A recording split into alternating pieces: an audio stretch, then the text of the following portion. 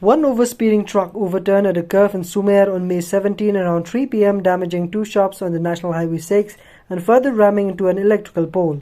According to the truck driver, he was unable to control his vehicle when the car in front of him suddenly halted, which caused the accident. The truck, bearing registration number NL01AC6175, was transporting sand from BG to Lomshnong.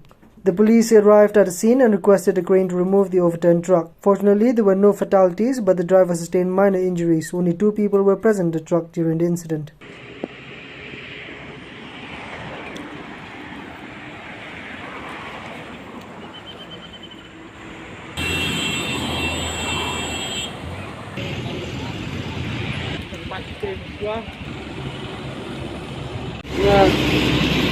Ingat sana orang pada hidung spy sana dah kelon patnya. Bukan kali kan? Oh, kali lihat ke yang kensangan ni dah. I pai te lapil I badin kubriknya.